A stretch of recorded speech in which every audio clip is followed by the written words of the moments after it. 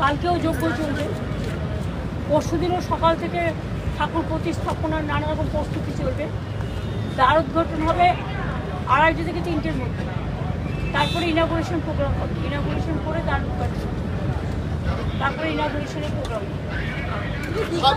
তারপরে এত দ্রুত হয়ে গেল, তার মধ্যে ইয়াস আমফান ঘটলো, তার মধ্যেও দীঘায় এই যে দ্রুত হলো, এই সেদিন বললেন হয়ে গেল, আবেগটা কতটা স্পর্শ করছে আপনাকে? না, এটা সমুদ্র স্রোত এবং সমুদ্রের মধ্যেই তো আমাদের বাংলার সবচেয়ে বড় শান্তির প্রতীক নামধাম, যেটা শান্তি চৈতন্যদেব কত বছর আগে তিনি এই মন্ত্র নিয়ে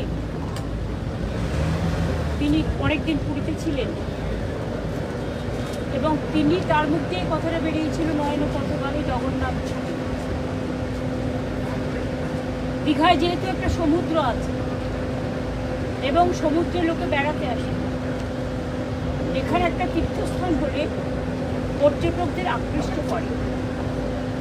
আর আমি মনে করি যে দীঘা সৈকত সরণিতে যে জগন্নাথ ধাম তৈরি হয়েছে, এটা হাজার হাজার বছর ধরে বাংলার স্থাপত্য, বাংলার যে নতুন প্রজন্মের জন্য, পুরনো প্রজন্মের জন্য বা এখনও যারা আছে সবার জন্য নতুন একটা কৃষ্টি, একটা সংস্কৃতি, একটা সংস্কৃতি, একটা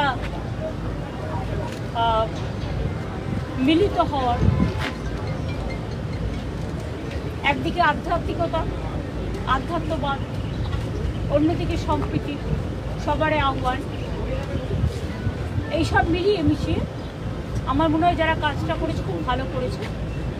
এবং বাদবাকি তো আমরা পরে বলবো, এখন দেখাশোনা করতে হবে। দিদি, একটা আগে লোকে আসতেছেন এমনি সমুদ্র দেখতে, মন্দির আলাদা আকর্ষণীয় জায়গা, আমরা পরিচয়টা কি পাল্টে যাবে? দীঘার পরিচয় কি বদলে যাচ্ছে? না, দীঘার মন্দিরটা তো নিশ্চয়ই একটা অন্যরকম পাখা যুক্ত করবে পালঙ্কে এবং এটা উচ্চ শিখরে যাবে, এটা ইন্টারন্যাশনাল প্লেস অফ ট্যুরিজম হবে।